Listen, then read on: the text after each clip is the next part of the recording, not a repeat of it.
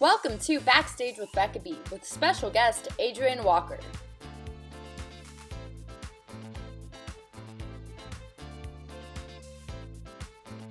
Hi everyone, and welcome to this episode of Backstage with Becca B.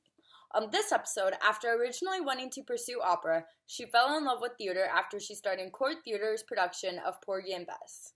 Since then, she's made her Broadway debut as Nala in The Lion King, which she's excited to go back to in September. She played Hattie in the second revival of Kiss Me Kate on Broadway, and has starred in regional productions of The Color Purple, Hair, Rent, and more. Make sure to check out her YouTube channel, 32 Bar Cut, for lots of wisdom regarding the theater industry. Please welcome Adrienne Walker. How have you been? It's been a strange time. Yeah, you know what? I've actually been pretty good considering it all. My family is healthy. Everyone is fine. I hope that your family is safe and Yes. good. Yeah, so I'm fortunate for that. I think I've just been going since I started this business, this theater career, and I didn't realize how much I needed to just stop for a second. Yeah. So I'm actually really fortunate for that break, that I was forced to break, because I would never take a break. So yeah. Yeah, no, I completely get that. I keep saying that theater people are like resilient in like everything they do, and I feel like they never take a break and they never want to take a break. Like their body might tell them to take a break, but they're like, no, I can keep going. Like it's fine. And No, it's so true. I broke my fourth toe I want to say the second week after we opened Kiss Me Kate. Never called out. like I'm fine. It's no big deal. It's like, oh, I think I remember I broke it. I was cleaning before a matinee, and so I stubbed it on our couch, which you can see back here. I was like, ooh, you hit your toe and you think, oh, it'll stop after a while. I just have to like grin and bear it. And so I like hobbled and walked my dog, and then I like hobbled to the train, and I'm still waiting for it to stop hurting. And it didn't. And so I did the first show. I waited to the last minute to put my heels on for the opening number. I was like, I don't think I can put heels on yet. And I put my foot in those 3-inch Laducas, and it felt like fire. And I was like, oh man. And so I made it through the first show, and then in between shows, because it was a Saturday, I was like, I think I need to go to urgent care, and I think I need an x-ray. I think my toe's broken. And I didn't tell anybody, right? Because I was just like, I think I told my dresser so that she would know that maybe I might not be in the second show. But then I went and they said, yeah, it's broken. And I thought, well, I did the first show. And so then I did that one, and then I did the one on Sunday. And so, yeah, I should have taken a break. And it's what you were speaking to, is that we don't take a break even when our body tells us to. Yeah, and I feel like also like it's so hard for you all to go back and like see your family and spend time with family. Yeah. Because like a lot of people who are on Broadway I think transplants in New York, so they're not originally from New York. And 8 shows a week, it's hard to get a day off to go fly home and see your family. Absolutely. And with a show like The Lion King, we're fortunate because you can take more days off. They're I think they're gonna crack down on it, but if you let them know in advance, they try to make it work. And the only way I can't take off is if one of the principals in my dressing room is already out, like CD or Benita. If Shinzi or Rafiki is out, I can't be out.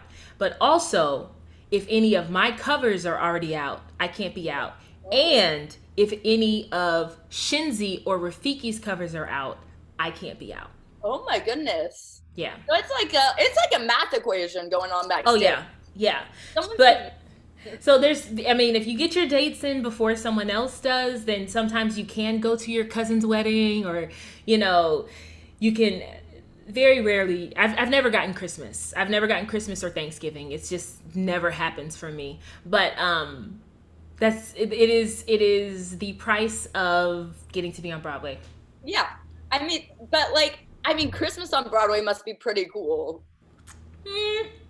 It's actually kind of sad. You're not spending time with your family, and you're not like waking up Christmas morning in Christmas pajamas with your whole family. Yeah, yeah. It's magical to be in New York during that time for the first time. Like my husband and I, we went to see the Rockettes for the first time on January 1st because we had that day off, and that was really cool just to do like the whole Christmas in New York thing. Yeah. I'm originally from Georgia, Jonesboro, Georgia. So it doesn't get that cold, you know. Yeah. I mean, it gets cold enough, but rarely does it snow or anything like that.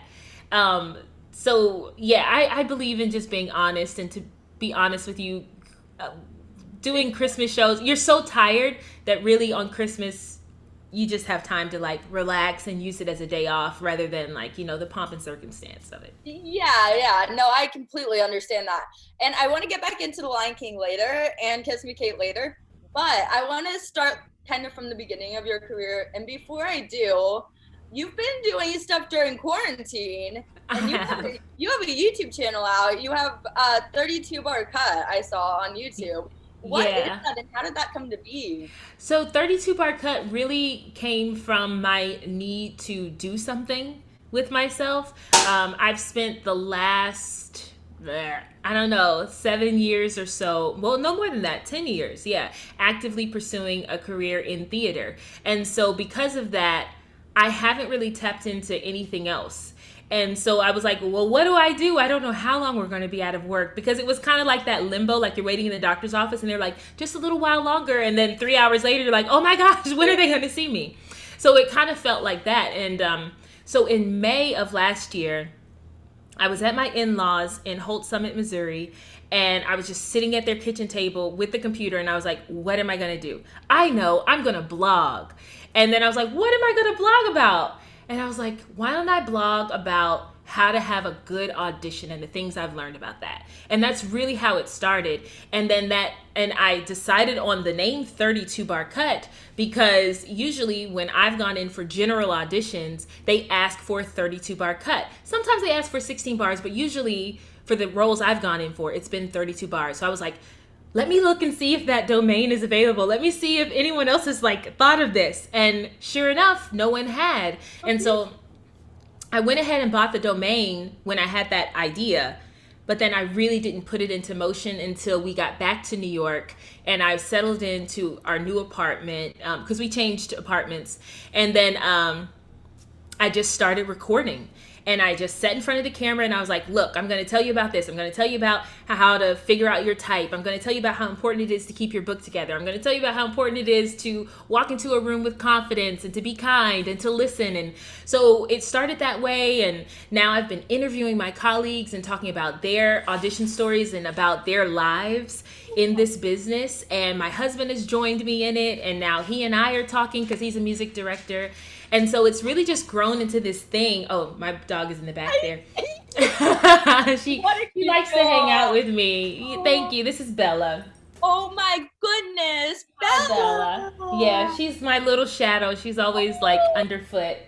But yeah, it's really just turned into a way to connect with any and everyone that's interested in theater or just a lover of theater or, you know, is like me and just decided to do theater later in life and is trying to figure it out and answer some of those holes and fill in those gaps that they don't know and you don't know how. And I feel like people on my level sometimes can be so tight-lipped about how they got where they are. And everyone's story is so different and unique. You have some people that knew from like middle school or elementary school that they wanted to be in theater and they pursued it hard and they had a support system that helped them do that. And then they have other people who didn't know until later. And you have other people that are still trying to make it. So yeah, I think that's the longest way to answer that, but.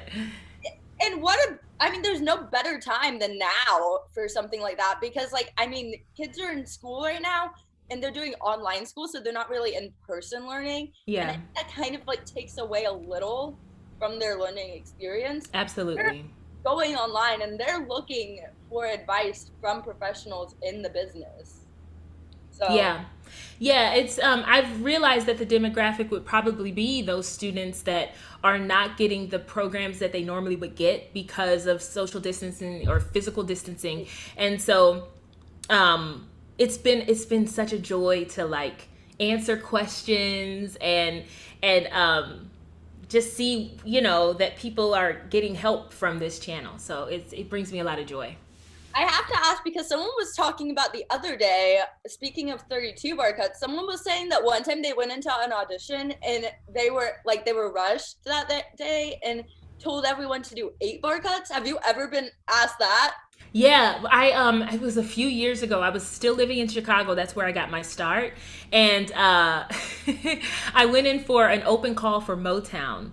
And sure Oh, enough, by the time they got to me, because we were all in this huge holding room somewhere in downtown Chicago, I can't remember where, and everyone was like, it's down to 16 now, and we were like, okay, and I'm like taking out my book and I'm like, okay, I'm gonna sing this bit, and then someone else came in like an hour later and they're like, it's down to 8, they're only doing 8, and we were like, oh my god, and I remember for my audition, I think I sang a Stevie Wonder song, and oh my gosh, who was casting that? I can't remember her name, but now she strictly cast for, well, not strictly, I'm sure she does other things, but she is the lead casting director for Hamilton at Telsey. But Bethany. So I remember it was Bethany, and she was asking me if I could dance. And I was like, no, not really. Because in Motown, you really need to be a triple threat. You can't just be someone that sings and moves well. You need to be a dancer. So that, yeah. Mm-hmm. wow. What goes through your brain when you're like, okay, I have to pick out like a certain point in the song that's gonna Yeah. like impress everyone watching most? At that point, you just want to let them know that you can sing. So I want to pick the money notes. I Yeah. want to pick some memorable part of the song. Maybe the bridge is the best because the bridge is always interesting. If you have a song that's got a really good chorus, you could do that. Like if I were doing, say I did Stevie Wonder's Sir Duke, then I would do You Can Feel It All Over, something like that.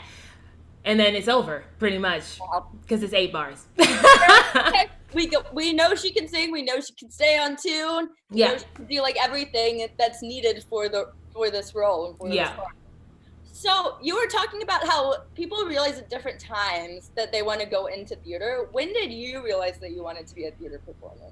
You know what? I still didn't know that I wanted to do theater because I went to school for vocal performance, so I was actively pursuing a career in opera. And so I knew that I would rather perform rather than teach. Like when I did this pay to sing program. So I paid $900 and they taught me for 3 weeks to, perform or whatever. And this was at Georgia State University. They have a Harrower opera workshop they do every summer. I think that they still do it. So it was my second year doing it because I didn't really get any performance other than Glee Club choir performance in undergrad. So I needed more performance experience. So it was my second year doing it, and we were doing The Consul by Menotti, and I felt it then. So I felt like, oh man, I really want to perform. I really want to be on stage, but I was still thinking classical music. I was still thinking opera. And it wasn't until I did Porgy and Bess 3 years after that, or 2 years after that, yeah, that I was like, no, this is better for my voice. This is better for me. I feel at home. I feel welcomed. I feel like I can be myself. I feel like I don't have to pretend. So, and I felt like I could marry my original singing roots, which was rooted in church and belting and, those high soprano belts, and with my classical training.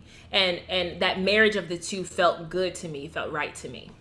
I was gonna say, does opera help you build your stamina when you're singing like anything else? Because opera singing, it's hard. Oh yeah. Yeah, it takes a lot Oh out yeah. of you. It's hard, and what's interesting about it is that it's worked in over time.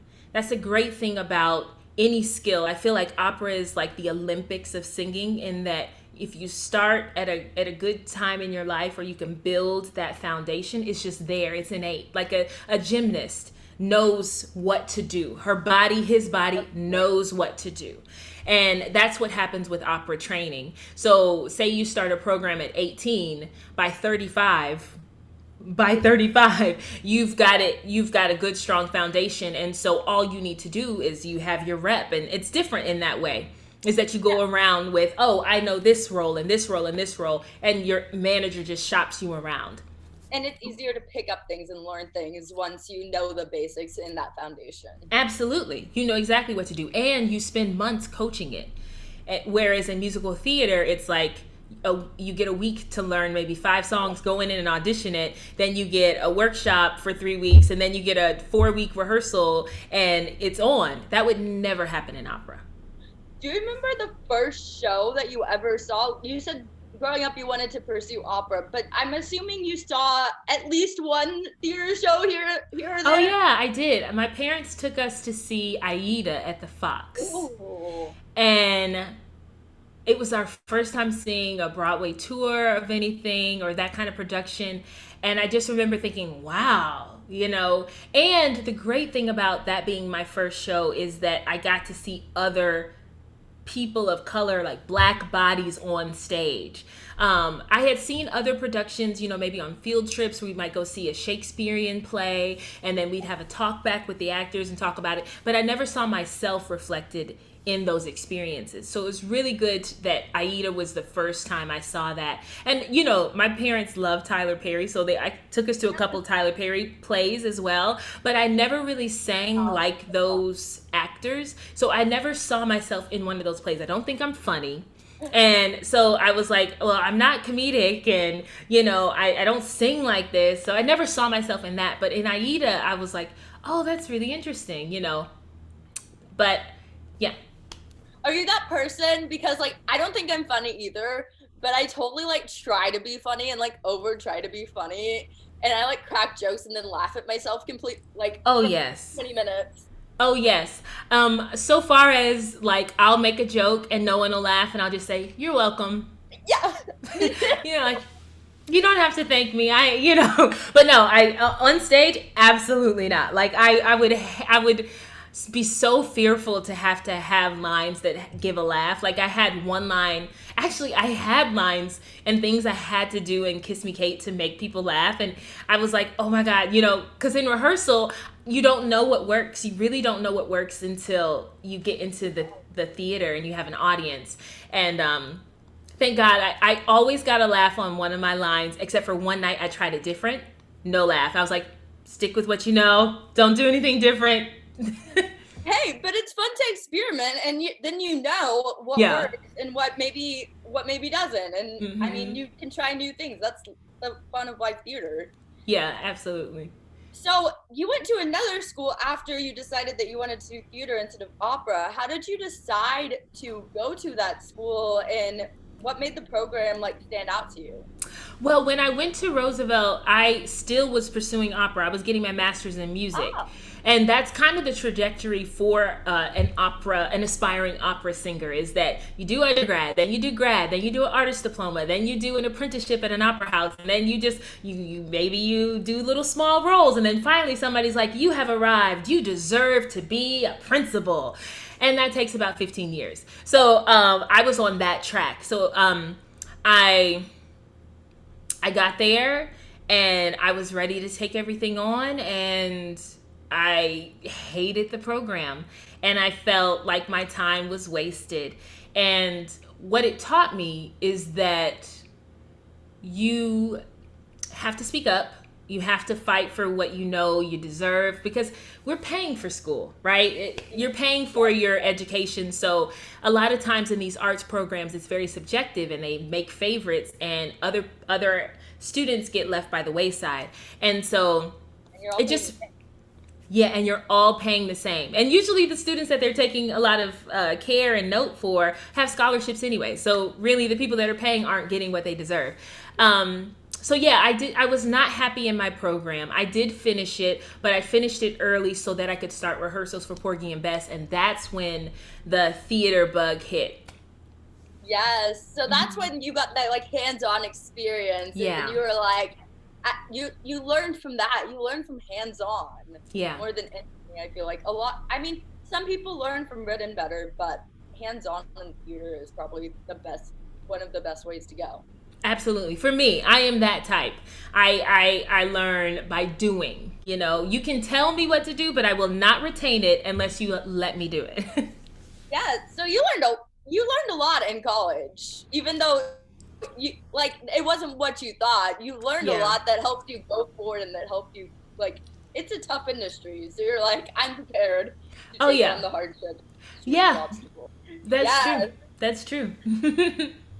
So before I get into Broadway, I love talking about regional shows and pre-Broadway shows that you've done. So what's your favorite? You've done Rent, you've done Porgy and Bess, you've done Hair, you've done Dreamgirls. Favorite show regionally that you've done and why? You know what? Oh my gosh, that's such a hard question because for me, it's the attachment to the casts more than it is the material. So I couldn't pick based on the casts because I have loved every single cast I worked on regionally. Chicago has my heart and will always have my heart. But when it comes to maybe doing a role that forced me to grow, or that I learned a lot from, it would be a tie between The Color Purple and I did a Greek tragedy, Agamemnon. So between those two, I learned so much about myself, so much about preparation, how to manage 8 shows a week, how to manage 8 shows a week poorly, and stepping inside of a role that made me uncomfortable.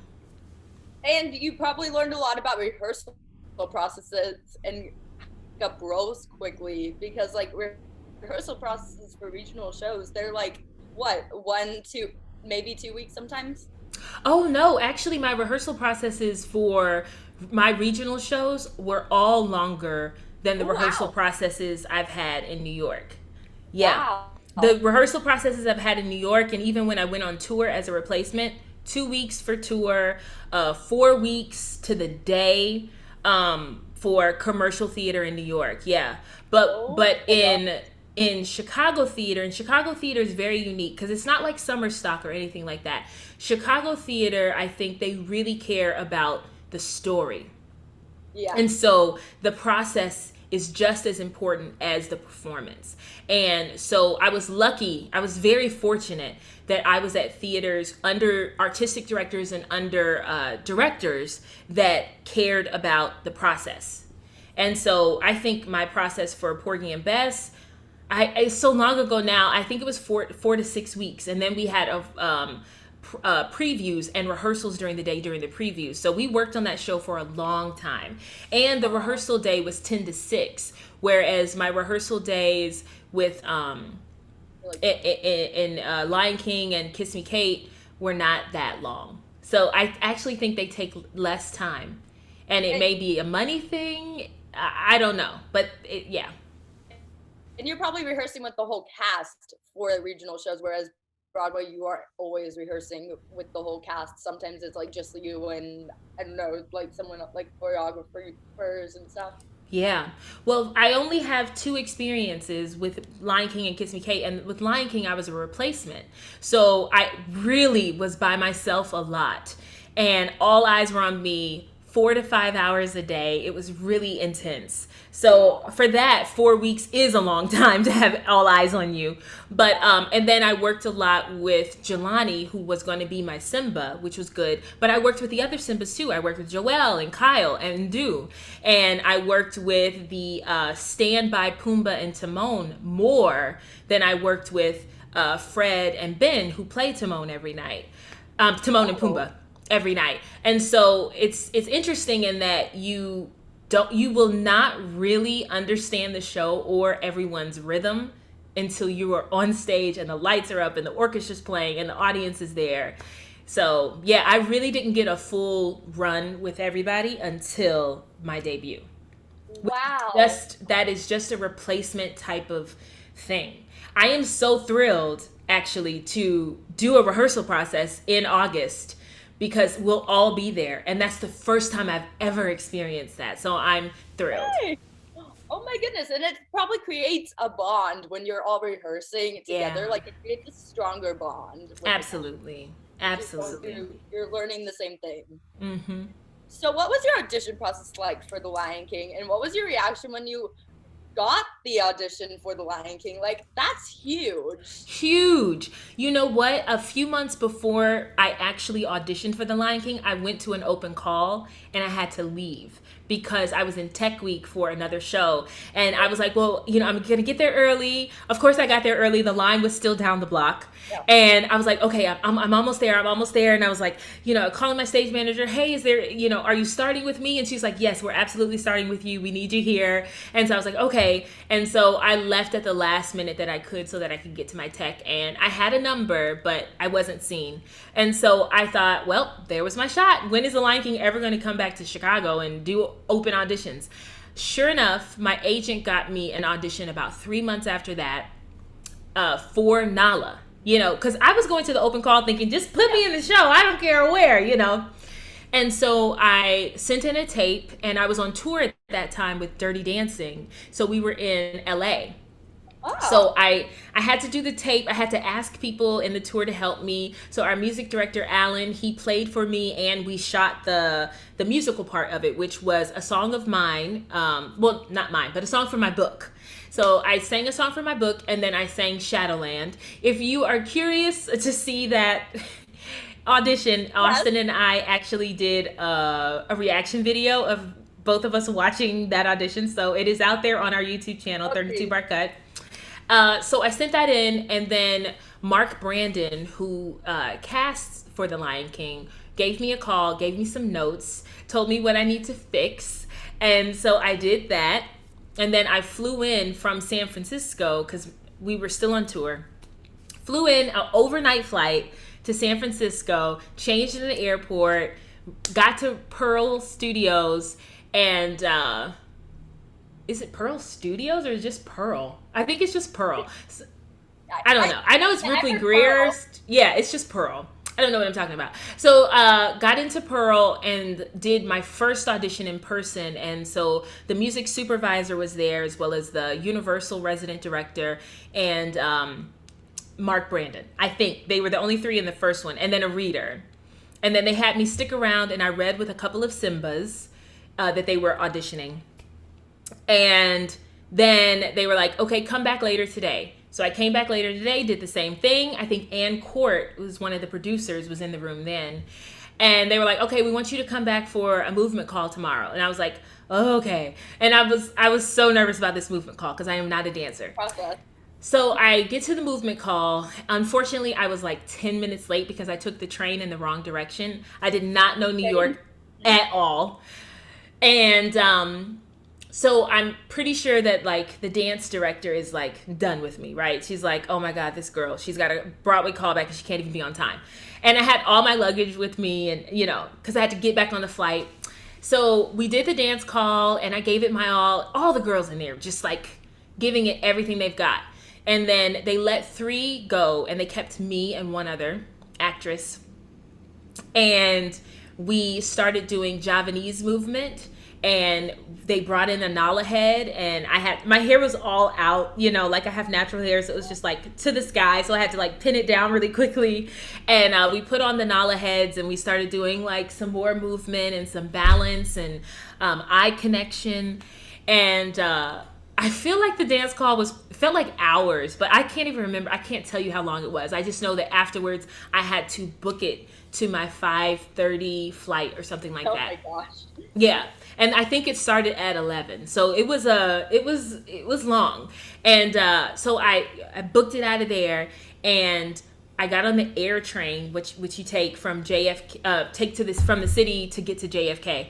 And by the time I got to the kiosk at the airport, I had a voicemail from my agent saying, call me back.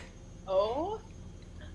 It happened that fast afterwards? I've never. Well, that's not true. When I booked Dirty Dancing, they told me in the room, which I was shocked by. But it's so validating for someone to know that they don't need to like mull it over, that they know that they want you for the role. And it was just, you know, an incredible moment. So you're like breaking down at the airport, basically. Yeah. Oh my Absolutely. God, I got it. Yeah. My life is about to change. Yeah. Wow. And you're like, you were probably stressed out, so that's like a whole like breather moment too, because like that's a stressful day. And I was worried about catching my flight, but I think just it was a positive experience after I got like over the fact that I was late. It was actually a really positive dance call. It was a positive movement call. The energy was great. I didn't feel like, I wasn't like, did I do this, do that? I felt like I gave it my best. I can go back on tour. Yes. So that finality felt good. When usually I'm like, oh my gosh, why did I say that? Oh no, this and that, and so. Yeah, you overthink after you. Absolutely. Yeah, it's like, it's natural. So how fast afterwards did you go and start rehearsal processes that you were talking about? It actually was like 3 months later. So I booked it, I think, at the end of February. And then I didn't have my first rehearsal until June 6th or June 5th, I think. So you're like counting down the days. Yeah. And I was not as fit, like as dancer fit as they wanted me to be. And so they gave me the task of taking ballet and Pilates classes. Ooh. And I was on tour, so that was definitely a challenge. Like I wanted to go to private ballet classes because I felt very self-conscious about being in a big class. And it was also hard because in Chicago, I can find it. In New York, you can find it, but it's hard to find adult ballet classes in a lot of these touring cities. So I took a few private ballet classes. My best one was in Fort Myers. This woman, Ruth, she was such a great teacher. She made me feel so good in those 2 lessons. And then I got to New York and started rehearsals, and it was like being bulldozed. It was so hard. It was still the hardest thing I've ever done. Yeah. How much did you know about the Broadway production or the stage production of The Lion King before stepping into the rehearsal process? I knew. Oh, I'm sorry. Go ahead. It's different from the movie. It is. I saw the production in Atlanta, I think in 2007. I saw a touring production, but I did not join the company until 2016, so I didn't remember much. I remembered that Rafiki was played by a woman, and that was really all I remembered. So after my first rehearsal on Tuesday, they had a ticket for me to see the show that night. So I saw the show, but it went by so fast, I couldn't remember anything that Nala did. I just remember, I was paying attention to the singing stuff. I was like, oh yeah. And then the movement break she has, the actress that was portraying the role at that time, she made it look so easy. I thought, oh, okay, I can do that.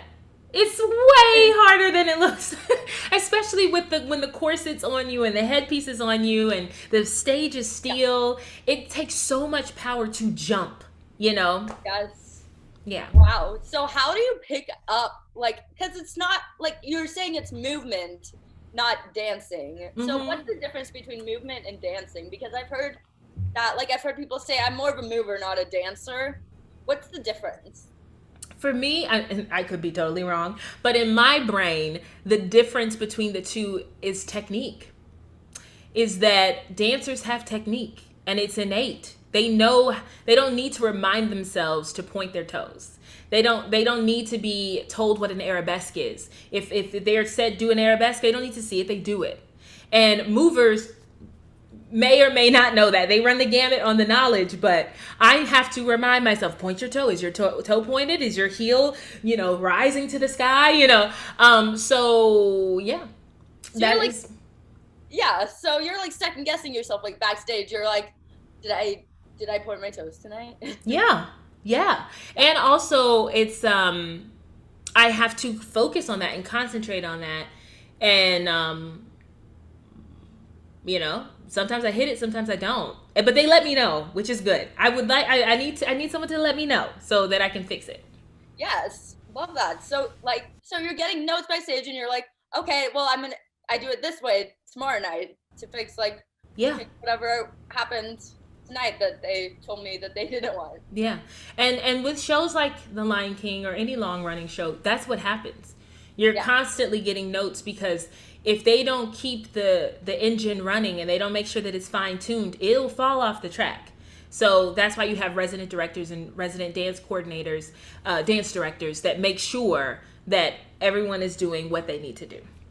So what's it like? Because everyone as a kid watches The Lion King, watches the movie. What's it like stepping into that world on stage for the first time? Like, even as an adult, I'm sure it's amazing for the kids that are in the show, but even as an adult, what's it like? It's magical because you are telling a story, and it's a great story, right? It's a universal story. That's why there's so many companies of The Lion King around the world. And also, it's in this vision of Julie Taymor, which, I mean, she had such an incredible creative vision for it that I am never embarrassed to do the show. I'm never thinking, oh man, like this is so like, this is community theater or something like that. You know what I mean? Like it feels powerful and it feels magical. And, with a lot of the police brutality and the deaths that I've seen of Black men, when I used to finish the show and look up and watch Simba climb the rock and then just throw out his cape, and the audience just be so thrilled to see Simba make it, I mean, it could bring you to tears. Yeah. So Powerful show. It's a powerful show, and I'm grateful, so grateful to be a part of it and proud to be a part of it. And so it's thrilling. It's never humdrum. It's never, old hat. My body hurts. I feel those things. But the audience, it's a lot of times people's first Broadway show. And I'm grateful to be a part of that memory for them. I think it was mine touring it was either Annie or The Lion King that I saw for the first time touring. But I remember my grandmother on my dad's side took me to see The Lion King in Dallas when I was younger. And I don't think it hit me that it was like a touring production of the Broadway show. I was just like, oh, I'm watching The Lion King like live on stage? What? Yeah. It was the coolest thing ever. I loved those songs and I loved that movie. So yeah, definitely. I think my favorite part about the contrast between the animated film and the show, the Broadway show or the touring production, is the music. That they incorporated so much of that South African influence in the music. It's just, I never get tired of it. And I get tired of songs, but I have not gotten tired of anything from The Lion King yet. I mean, after years, the fact that they have you still on board and still wanting to go into work every day and wanting to sing those songs every day, that says a lot. Mm-hmm. And I mean, you've grown up with those songs too, so it's that also says a lot that you're not tired of it. Yeah, and it's really more so the songs that they added, with Grasslands and Simba's song and Nala's song and He Lives in You. And the morning, the Mario that Rafiki sings when Mufasa is gone. So yeah. Yes. So what was your Broadway debut like? Because I mean, The Lion King, Nala, you're making your Broadway debut. Do you remember the day? Was it a blur? Or? You know what? It was a blur. I remember the day. My parents were in town. My sister was in town, and I went to visit them the day before. At their hotel, and we just hung out, and I said, I'm keeping it chill, and they completely understood, and they were going doing city tours and all this stuff, and I'm just like, I'm trying not to freak out. I'm trying to, because I didn't do my put in with Jelani. I did my put in with one of the understudies, and so I was terrified. I was like, I'm going to do this show for the first time tonight with lights and orchestra, and with Jelani full out for the first time. And it was all a blur. The only thing I remember of the debut was walking out and reminding myself, do not slip. And I said my first line, which is Scar. And then I don't even remember my bow. I flubbed a line with Timon and Pumbaa, and they saved me. They covered it. No one knew. And that's all I remember. I don't remember how Shadowland went. I don't remember how the fight went. I was just autopilot. And afterwards, our resident director, Debbie, who, sorry, she recently passed away, so that took me out a little bit. But she said, "You seemed so calm."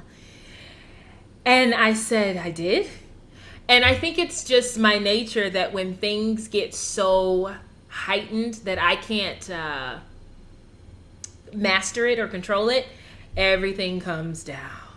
And internally, I'm losing my mind. But outwardly, no one would know. I mean, of course, who wouldn't when they're making their Broadway debut in like in one of the most popular Broadway shows. Yeah. Like, that's something to be very proud of. How did you make your Nala your own? Because like it's a character that's been around for ages. You know what? I think it took me a while. What helped was that, and I'll clarify what a while is, but it helped that John, who is now, well, I guess he's gone. He's left the company, but John Stefanik was our resident director for quite some time after Debbie left. And what I appreciate about how he handled the rehearsal process is that he wanted me to make it my own. So he was constantly saying, you know, just make it your own. How would you say this? How would you do this? This is the blocking. Now make it your own. This is the movement we want. Now make it your own. And I struggled for a long time with the movement because, you know, with any replacement show, you have to remember that the movement was originally built on a different body, on a different person. And in my case, 20 years ago, on a different body, on a different person. And so I needed to feel confident with how I made the movement happen. And for a long time, that was kind of my crutch. And that kept me from feeling like Nala was my own. So it really took me a year to get comfortable. And that's what I've heard from other people in The Lion King that do replacements, is that, or that have been replacements. And most of us, all of us are, except for Linda Way. She's the only original cast member left in the cast. Yeah, and she's still there. So I accepted that it was going to take a while. And Elle Steven, who plays Mufasa, as well as Jelani, who played Simba, who's now gone on to do Ain't Too Proud, they started in the ensemble on tour. So just to learn the language of The Lion King, not only the actual languages in the show, but also the physical language, it takes a while. And so they were already in it, and then they got bumped up. And so I'm sure it still took them time to make those roles their own. But for me, it was such a shock. It was such a shock. Yeah. You just kind of got thrown in there. Yeah. I mean, which speaks a lot to your talent. Thank you. The fact that, like, they were like, okay, we're going to bring in someone completely new for this role because, like, we trust her to take on this character. Whew. It was, like I said, it was the hardest thing I've ever done to date. I'm sure I will go on to do other hard things, but right now that one definitely takes the cake. So why do you think the show has been open for so many years? Why do you think that The Lion King is the longest running Disney show on Broadway? I think it's the story. It's the marriage of the story with Julie Taymor's vision. Because I know she probably had to fight for it because women have to fight for your voice, right? But she was strong. She had vision. She brought in so many different cultures. It was magical. It was new. It was hard. It's still hard. And I think that you just enter a world. And who doesn't want to go to theater and be invited into a world? And I think the incorporation of the South African music, it has such heart. And there are South African company members in every company of The Lion King that they bring that heart to the show. And I really think that is why it has lasted so long and that it's able to have companies all over the world. Because when you go see The Lion King in China, they're going to have a Chinese Nala, a Chinese Simba. So that culture is there. And then also they're bringing in the South African culture. So it's very, very special in that way. I think it has a long life ahead.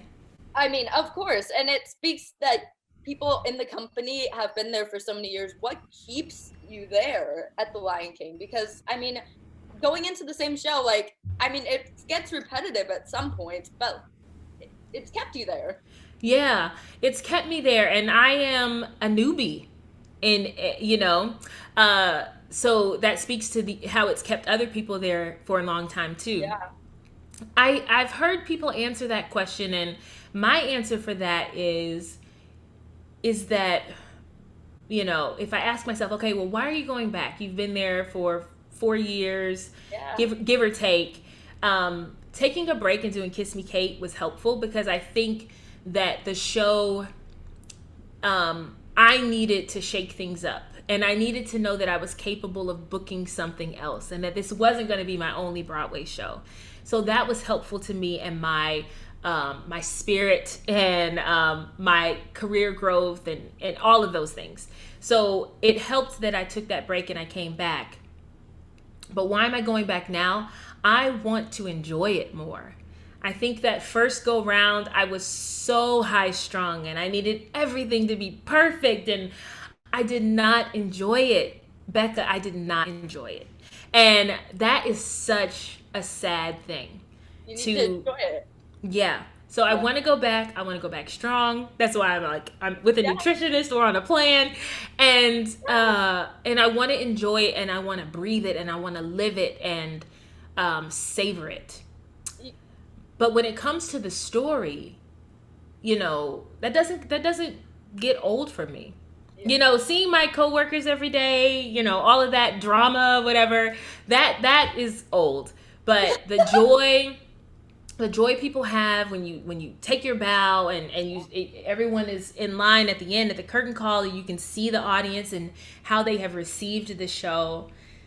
That is priceless. So, speaking of the audience reaction, I'm sure there's some great stage door moments from the show, especially when kids come in stage door. Yeah. It's their first Broadway show and they're like, oh my gosh, I just saw this person on stage for 2 hours and now this person is like right in front of my face. Like, this is crazy. What? Do you have a favorite stage door memory? Oh man, I have so many great stage door memories. I think, I don't know that I have a favorite because, you go out there and sometimes it's a family and they've got little ones and they're like, this is our first show and you're signing the playbill and they want to take a photo. One time I was with a family that was non-English speaking and all the grandmother could do was just kiss me on the cheek and like hug me tight, and I was like, oh my God, so it's those moments. It's the moments where people are so overcome by the experience and the story that you feel like, well, maybe this made their trip or maybe they'll talk about this will be a good family memory, or maybe they'll leave changed in some way. So it's those moments. It's a collection of those moments. Have you ever had a kid say, like, at stage door to you that they want to be on Broadway or that they want to be in the show specifically? Oh yeah, all the time. They want to be in the show, or they have their favorite character. One girl, I came out and she thought I was the cheetah, and she said, "Are you the cheetah?" And I was like, "No, I played Nala," and she was like, "Okay." So it's you never know who you'll touch, and you'll never know what stays with someone, what part of the show stays with someone. I mean, and the show casts kids in the show, so you're probably at stage door sometimes like, I wonder if this kid is going to be in the show in the future, like one of the young kids, whether it's on tour or whether it's on Broadway. Like, you never know. I mean, I just saw something the other day about them casting, and I was like, oh my gosh, this is going to give like a big break to some like kid who's dreaming at home right now, and he's like, I love musical theater and I want to do it professionally. Yes, absolutely. Yeah. So how would you convince people, before I move on to Kiss Me Kate, how would you convince people to come see The Lion King when it reopens in September? Well, for practical reasons, you should come see it because everyone will be fresh. The voices will be crisp, the bodies will be fresh, and we would have just come off a grueling 3-week rehearsal period, so everyone will be on their P's and Q's. But for longevity's sake, even if you can't make it on those first few weeks back, it's just a beautiful story. And it's universal and timeless. And because of that, I think it's worth seeing, because it is definitely theater. It is the epitome of musical theater. Song and dance, yes, but a magical story that will leave you changed. Yes, I mean, it's one of those shows that you can go back and see a billion times, and you're like, I'm excited as the first time to see it. Absolutely. And I mean, just for me personally, the lighting design is amazing. The lighting design is amazing. Same lighting designer for Kiss Me Kate, by the way. Oh my goodness. Mm-hmm. So speaking of Kiss Me Kate, how did you get involved in Kiss Me Kate, and what made you decide, okay, I'm going to go do this show and take a little small break from The Lion King while I go step into another role? Yeah, I think that's a great question, because I knew nothing about Kiss Me Kate. You know, it's a running joke with my theater friends that I know very little about theater. But I knew nothing about Kiss Me Kate. And so when I got the audition call, and I audition a lot. It's not like, you know, oh, I'm in The Lion King, I never audition. Yeah. My agent sends me auditions, I go. And so I got this audition, and I was like, I had very little information. They wanted me to sing another opening, another show, and I was like, okay, what else? Where are the sides? what else is going on here? And so I learned it, and I remember I learned the song, and for the initial audition, I always get worried about like songs that are fast paced that I'm gonna mess up the words. Yeah. And so I had a little cheat sheet, you know, about this 5x7 of the words, and I didn't look at it. So I'm sitting in there in front of Scott Ellis and who else was there that first day? Maybe David. I can't remember. So I'm sitting in there in front of them, and I'm like singing, you know, another opening, and that's not the key. And I went up on the words, and then I threw my hands up, and I was like, I wrote the words down. I didn't look at them, and they laughed or something like that. And I was like, okay, I guess I didn't lose them yet. And then they let me do it again, and I sang it, and I looked where I needed to look, and it was fine. And I think it ended like on an A. It was some classical ending, which is fine, you know. And they were like, thank you. And I was like, all right. And I left. And then my agent said, they want you to come back Wednesday. That was a Monday. And I was like, oh, okay. And they said the earliest, they can only see you at 10. And I thought, oh man, because we had a matinee that day. And so that meant going into the city. I live in Brooklyn. So that meant going into the city at 10 and then sticking around for my matinee. And I was like, oh, can they see me at any other time? And then he was like, no. And I was like, okay. So that's early to sing, especially when I'm in an 8-show week rotation. Right now, I wake up at 8, no problem, la la la, working. Wait. And so I walked my dog, and I was in the park, and I was just warming up in the park because I was like, I'm not going to bother my neighbors, like warming up in my apartment. And this guy was running, and he was like, sounds good. And I was like, thanks. Yeah. And I show up to the audition. I sang it. This time I was completely off book. You know, I was like, okay, let me redeem myself. And Warren Carlisle needed to see me and hear me. So that was the only reason they had me come back. And then Scott Ellis got up and gave me a hug. And I thought, oh, that was nice. That was kind. And then 2 days later, they were like, hey, Adrienne, they want to offer you the role. They're going to give you 4 weeks to talk with the Lion King and make sure you can be released from your contract and get back to them. And I kid you not, I wasn't sure if I wanted to do it because I was in final callbacks for a Hamilton tour. Oh my goodness. Yeah, and I really wanted that. And so I was like, well, let me just see what Hamilton says. And I went to a final callback, and it wasn't the final callback. They wanted to see me again. And I talked to my agent, and she was like, Adrienne, this is a really good opportunity. Everyone has seen The Lion King, so no casting directors are coming to see you. Everyone will go see Kiss Me Kate. This is a chance for casting directors to really see you perform outside of an audition. And I was like, okay, let's do it. And that's how I decided. And it ultimately was a great decision because I loved being in the cast of Kiss Me Kate. I loved my cast. I loved the process. I have no complaints. So it was a really great opportunity for me. I'm so glad I did it. And I just wanted to tell you the rundown because I almost didn't do it. Yeah. Wow. Well, I mean, it presented you a huge chance to be in another Broadway show. And Yeah. like, I mean, close to the like, it was like, overlapping with The Lion King. So that, I mean, props to you, because getting one role out of your head and going into straight into another role, challenging. I can barely fit like more than like one fact in my brain at the same time. So You'll be surprised what you can do if you're called to do it and if you want to do it. And you know, it's crazy because the year before, I remember I was sitting on the couch in 2018 with my friend Travis, and we're watching the Tonys and we're talking about Carousel and this and that. And I had no clue. I hadn't booked Kiss Me Kate yet. I had no clue that a year later I wouldn't be singing at the Tonys. I'm a singer, but that I would be dancing at the Tonys. So life is wild in that way, you know? You just kind of have to stay open and accept what comes. And it was a revival of the show. Mm-hmm. So what was it like getting to bring a show back and getting to bring it back for a new generation who hadn't yet seen the show and who didn't know anything about the show previously? Yeah, you know, it was exciting to do a process again.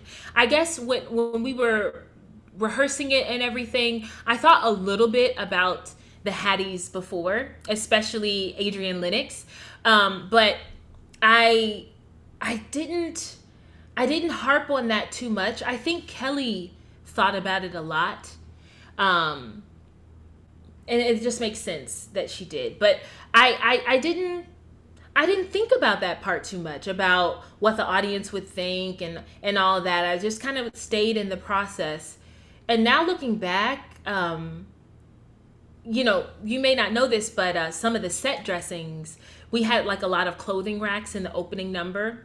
Oh. Those set dressings and those clothing racks were the actual costumes from the previous revival. Yeah. Oh my goodness. Yeah, so it was kind of like those souls were on stage with us, you know? Yeah, and you all probably made the show someone's favorite show who didn't get to see any of the previous versions of the show and were like didn't know anything about it. Maybe it was born in like 2000 and was just seeing it for the, like, you know? Yeah, new fans of the Kiss Me Kate history. There, I did meet our clarinetist. His mom came to see the show, and she's from New York. And in a high school trip, she saw the original production. Oh my goodness. And then she saw the first revival. And she saw this production. And I asked her, would you be willing to do an interview? I bet you might be one of the only people in the world that have seen all three productions. And she was like, oh, no, I couldn't. But I always thought that was so cool that she saw each production and then got to see her son be in a production. Wow, do you know, you were saying you didn't know much about the show going in, but I'm sure you learned a bit about the show, like when you were rehearsing and starting rehearsal processes for the show. Mm-hmm. What changed that you know of from when it opened, to the first revival to the most recent revival? You know what? I never got my hands on the first show. Like, I have no footage of the first or the revival. But what I think that they really wanted to do with the relationship between Hattie and Lily Vanessa, as well as the relationship between Paul and, oh my gosh, what's his name? Frank? I can't remember his name. I think it's Frank. I think that they wanted to make sure that it wasn't like a servitude patron relationship, and wanted it to be more like they were long-term friends and confidants with each other. I think that Too Darn Hot has always been a sexy song, and so I think Warren Carlyle adding his spin on it just made it a little more steamier and fun, and I mean, for me, I think the choreography might have been the biggest change. And I love how they added a new song for Kelly, and just made sure that the lyrics were more universal and not so male presenting forward. And I think it's probably just a more colorful show. I imagine that the original production probably didn't have a mixed cast. And the first revival had a few more faces of color, and now this one has a few more. It felt very mixed in that way, which was great. Probably grew a lot. Yeah, I think so. So yeah, it's good when shows reflect the world, the everyday world we see today. I have to ask. Mm-hmm. Oh wait, go. No, keep going. Well, no, I think it's just important because shows are markers in history. You know, our art marks our history. People will look at our art before maybe they look at history books. And so it's important that the art reflects the times. For sure. And I'm sure it did. Even I'm sure people are like, oh, okay, this is better than the previous revival, who had seen the previous revival. So what was I have to ask before I ask about the Tonys, what was your reaction and the cast reaction when the marquee is kind of famous for the show because of the orders of the names on the marquee? Oh. Because it said Will Chase. Oh yeah. That one, what was everyone's reaction to the marquee? Random question, but I have to ask it. You know what? I think someone made a joke about it. But I don't know. I think I more so loved the image of Kelly, stepping on Will and all the men and her grimace, because Kelly is so fun, but I feel like she has to play these roles that are so uptight when Kelly actually isn't uptight. And so it's fun. I felt like that really showed her a little bit, her playful side. What's it knowing someone off stage and then seeing them play a completely different character than they are on stage? I love it.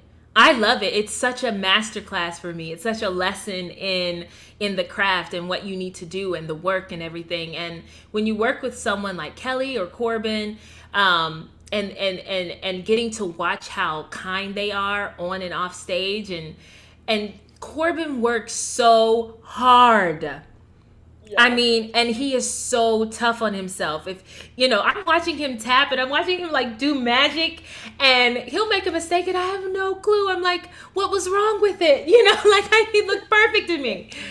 Yes, I mean that's how I am with watching theater in general, because you all are so tough on yourself. You all are perfectionists, and one note could be kind of sort of off, and you'll be you get a compliment and you're like, well, no, I was off on this part of this song, this millisecond, and I'm like, when? Yeah, I've learned to just say thank you, because I will never be happy with what I do. But that doesn't mean that when someone compliments you, you need to say, oh, no, I'm not worthy of that compliment. You don't understand. This was terrible. Because then that just makes them feel terrible for having complimented you, so yeah. But I think the great thing about working with artists, especially when they're different from their character, is that you are reminded that this is theater. And that it's playtime in a way, and you can become someone else and then take it off. Yes. So what show, speaking of revivals, Kiss Me Kate was a revival, second revival. What show would you want to bring back and be in? You know what? I know it was a flop. This show was totally a flop, but I would love a chance to play Paradise from Brooklyn the Musical. Okay. Because she's just radical and fun and outspoken, none of the things that I am. And so that is fun. It's fun to wear a character that's different from you. It's kind of therapeutic in a way. I know you probably shouldn't do that, use your job as therapy, but I think I would love the chance to play someone like Paradise, if not the actual role. So you've worked with a ton of cool people on Broadway that you probably admire, as friends on and off stage. Who do you want the chance to work with in the future in the show? Oh my gosh, Audra McDonald. Yes. Without a doubt, hands down, Audra McDonald. Did you watch the Annie she was in? Did I see what? The Annie she was in as a kid? No, because I wasn't a theater kid, so I didn't watch I was not like a theater fan. I didn't watch anything. I was completely new to it until my 20s. I kid you not. So no, I hadn't seen anything. I didn't even know who Audra McDonald was as a musical theater person. I watched Private Practice and I was like, she's amazing. And then I was like, wait. She does Broadway? Wait. She holds records for Tonys? Like, so I was completely late to the party. I am freely sharing that. But I think anyone could learn so much from her and from her performance. So yeah, I would say Audra. Yeah. Let's manifest that, because I would love to see that, and I would love to see her live in a show on stage, and you two in a show together on stage. Oh my gosh, I would be overjoyed. I couldn't even contain myself. Let's make it happen. So someone out there who's watching this, make it happen, please. Yes, please. So what character, whether it's a character that's on, like, that's in a current Broadway show or not, would you want to play? Like, what's your dream role? Oh my gosh.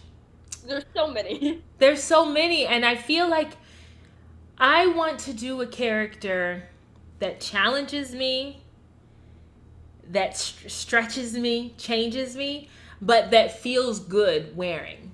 And so I don't know what that is yet, but that would be a dream to do and to play. Maybe a new character. Maybe. Hey. I've done a couple workshops where I'm like, ooh, if this gets presented, outside of a room in Ripley Greer, I'm here for it, so. Yes, would love to see that. So how do you work on self-confidence in this industry on when you're like behind the scenes? Because it's a tough industry, and like you're going in for auditions that last for who knows how long. Like, confidence is hard. Yeah, confidence is hard. I think confidence just as a human being walking this earth is a challenge, right? I remember I was talking to my husband the other day about when I first really started feeling like awkward and how long it lasted, I was an awkward kid probably when I got glasses. I got glasses in 3rd grade, and I just felt like, fourth grade. It was 4th grade. I remember, because 3rd grade was great. And then I got glasses and like my world ended. And so I started feeling really self-aware around that time. And then of course puberty happens and your body is changing. You're like, oh my God, Yep. So I was awkward for such a long time that I thought that that's who I was. And so confidence has always been a challenge for me in my adult life.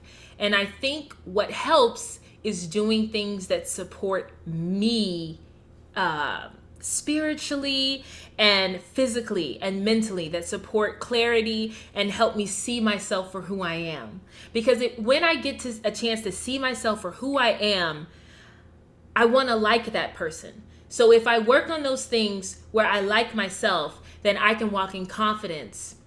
Because everyone's going through whatever they're going through, right? Yes. So when someone lashes out at you, it's not necessarily that you did something. Yeah. It could be that they're going through something. And just having that self-awareness helps me bolster my confidence. I don't know I hope that makes sense. Does that make sense? Yes. So for me, like when it comes to auditions, because you spoke about auditions, how do you stay confident in these auditions? It's preparation. That's the most practical thing, is that if I take a look at the material and I know the material well, then I am confident in the room.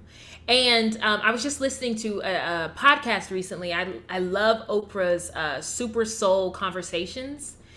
And she was talking about sending love. Just that before you go into a job interview, and for me, it's an audition. Yes. Before you go into an audition, wish everyone in that room love. Just send them love. Don't worry about feeling desperate or needing the job or wanting to be great or wanting them to like you. Just love them and send them love and wish them well. And I think that was the best advice I could have received, because then I can go in an audition and be focusing on that, rather than desperation and, oh my God, I hope you like me. Oh, I hope I say this line right. Did I look this way at the right time? Those sorts of things kind of go out the window, and you can just focus on that you prepared and that you have that and focus on the craft. And you can interact as humans with the person Yes. with the person who maybe people would view as someone like above you in the moment. Yeah. Be like, you can all be humans on the same playing level, on the same playing field, and be like, hey, how are you doing today? I hope it's been a great day and a great week. Yeah, honestly, it's really about that. It's just stepping into our humanity and allowing other people to be human too. Yes. So before I get to my last 2 questions, I want to ask, what's the funniest thing that's ever happened on stage that maybe wasn't funny at the time, but you're like, okay, I can laugh about it now? Oh yeah. I have a couple of moments. One is a throwback from when I was in Color Purple in Chicago. We had a small cast, so I had to play a church goer in the opening number, but then after that I was Shug Avery. And so I thought that I didn't need to pin my wig. And so I went out there with this little fro wig, and I had a hat on, a church hat on over it, and I thought that was enough. And so we're doing like the move, and I threw my head back, and it was all on the stage. Like wig, hat, all of it. And I just like grabbed it, and I threw the hat on, but I had the wig in my hand, and it was such a mess. So that was the first one. I could laugh about that right away. Yes. But on Kiss Me Kate during previews, I wiped out during the bows. So my shoes hadn't been rubbered yet, and so they were still a little slippery. And during Too Darn Hot, I realized I didn't have the tension I needed to dance with James T. Lane, and he's looking at me and I'm looking at him, and I'm like, oh my God, my shoes are slippery. And so I went to my dresser and I was like, hey, can my shoes be rubbered? They're really slick on the floor. And she said, yes, we'll get that done for you. So then the next show, I had assumed that they had been done because she told me when they were going to get done. And so I did the show, and I felt the same slickness in Too Darn Hot, but I thought, oh, it's the floor. They rubbered my shoes. Everything's fine. And then we went out for the bows, and I run out, and I hit it. And when I hit it so hard, and I got up immediately, and it was like, it hurt, but the funny part was that the audience was like, went from like, yeah, oh, like the entire audience, oh, like she fell, such a fall from grace. And so I got up and I bowed and then like hobbled back to the line. And the next show, I carefully, because it was 2 show days, so they couldn't rubber the shoes until the next day. So I carefully did the show, and then I tiptoed out for the curtain call and bowed. And then when I turned around to my cast, I like gave them a wink, and they all laughed because they were like, I think they were like, oh my God, is she gonna fall again? Please don't fall again. Yeah. But yeah, that was definitely a mishap for sure. You're like, should we give her knee pads or something before the second show? Just oh my gosh, it wasn't forward. I fell back, like on my bum, my back. Like I had to go get a deep tissue massage the next day. It was intense. Oh my gosh, yeah. That's so hard. That's like, I feel like that's hard to like be like recover from like in the moment, because you're like, oh my gosh, like everything hurts now. Yeah. Yes. Oh no. So what have you been working on during this time, besides we mentioned 32 bar cut at the end? How have you been spending this time, whether it's singing related or not? I've been doing a lot of self-tapes for TV and film. More this year than I have ever had in my life combined, right? And so I feel like I've tapped into what works for me. And so it's only a matter of time before that kind of like picks up. So I've been working on that, focusing on that, giving that all my attention and love. I've been taking care of my plants. I love plants. I've been going on really long walks every morning, which have been great. Let's see. I've been doing yoga every morning, which has been really helpful for me mentally. Yeah. And I've just been trying to recognize me so that when I go back to work, that I'm not searching for it, that I know who I am, that I feel good about me, and that way I can be good to others too. how have you been, has like everything that you've been doing kind of like helped you like get into a mindset during this time? Like not like, because at first I was so optimistic that this would only last like 2 months. And of course it's been way longer than that. So it's kind of been like a bit depressing as like finding things to do, like taking care of your plants, for instance, like those small things made you like happy and like made you like given you the inspiration to like keep going through this tough time. Oh yeah, absolutely. And I've gotten a chance to do some virtual performances too. But if I'm being really honest, like it's probably 32 bar cut that has fueled my motivation more than anything, because I'll have something to talk about and then I get to present it, and then I talk about something and then I present it. And then I get to connect with my friends. So I'll email them, hey, do you want to come and do an interview? And they always say yes. And then we get to sit down and talk for 2 hours. And it's amazing. It's so light. It's not heavy. It's not weighed down. It's like, hey, how are you doing? Let's talk about this. Let's talk about that, And so those things have really given me a pep in my step. And, just a reason to wake up and be joyful about the day. And the good weather we've been having recently doesn't hurt either, Love. It's been raining this week in Dallas, so I'm like, I need my good weather back, but I'm going to Vegas tomorrow, so. Nice. What's happening in Vegas? They're doing like this, it's a couple Broadway people performing in Vegas at the Space Las Vegas. And is Cindy performing? Yes. And John Krause, Adam Pascal, and Ruby Lewis. Very cool. Well, enjoy that. That's awesome. So how far are you driving, or is it a flight? I'm flying there, which is going to be interesting, but I'm ready to take You'll be fine. You'll be fine. We've had to fly a couple times during this, and it's, you got your mask, you take little sips of water. You'll be fine. You'll be fine. Yes. The little sips of water are probably what I'm going to stress about the most, like taking off, because it's taking off your mask and putting it back on, it's like, what? Yeah. Like, am I allowed to do this? Yeah, I know. For me, the flight, it's the your ears, like wearing a mask for that long, it kind of hurts your ears a little bit. Yeah. It does, for sure. And I have like a sensory thing, so it's a little bit like uncomfortable. Yeah. But, I've gotten used to it for sure. So, what are you most looking forward to when theater does come back? I'm really looking forward to the community. I hope and pray that we're walking into something positive.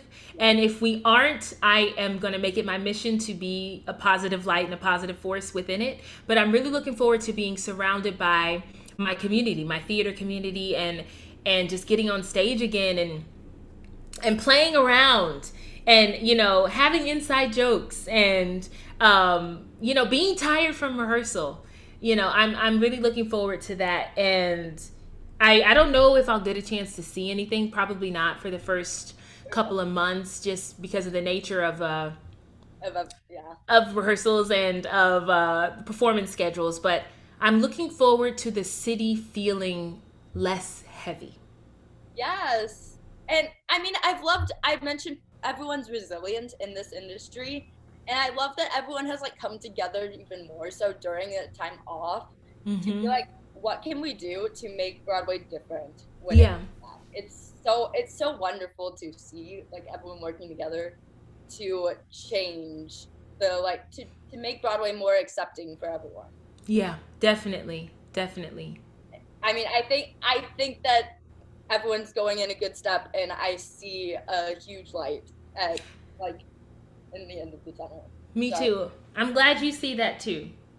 So where can people follow you on social media to keep up with you and to keep up with everything you're doing and to keep up with your show that you host too?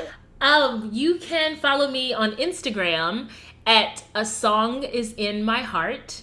And you can follow 32 Bar Cut on Instagram at 32 Bar Cut. It's very easy to remember. I'm on Twitter, but I'm not really on Twitter. So I won't have much to say on that platform. But if you are a Twitter person, it's at Adrienne Walker, but the E in Walker is a 3. And you can also check out my website. My website is AdrienneMWalker.com. Adrienne Walker was not available. And you can check us out at 32barcut.com as well. Perfect. Well, I'll put everything in the description of the videos, and I love your username on Instagram. Oh, thank you. I actually was like, oh my gosh, this is so silly. But I made the name up like well before I was doing any of this public. Like I was, before I booked The Lion King, I probably had like 300 followers or something. So it was just a personal like account. And then I tried to change my name maybe a couple years ago, and they wouldn't let me. So I was like, well, I guess it's going to be A Song Is in My Heart. It's just, that's what it's going to be. I mean, it's such a perfect username. And I feel thank you. It says a lot about, like, I mean, you're a performer, and like singing, theater, it's everything to you right now. So like, I mean, it says a lot about you, and it's perfect. Well, thank you. Thank you. That makes me feel better about the name. I love it. I love it. So thank you for coming on and talking to me on my show today. It's been so fun to get to know you and to get to know about your career. Thank you for having me. It has been such a pleasure to chat with you, and you had such great questions, and you have such a positive outlook on everything. So it's really lovely to meet you from afar. Thank you. And I can't wait to get to come to New York and see The Lion King when everything reopens. You'll have to let me know so I can say hello. Okay. Yes, I will, for sure. I'm going to plan a huge trip to New York for like 2 weeks and be like, yeah. Thanks for watching this episode of Backstage with Becca B. You can follow me on Twitter and Instagram at Becca B Talks TV. Or for more exclusive content from this interview and more, you can follow me on Instagram and Facebook at Backstage with Becca B. Make sure to subscribe to my channel and like this video, or if you're listening on Apple Podcasts, go ahead and give me a 5-star rating. Thanks for tuning in, and I'll see you guys next time. Bye!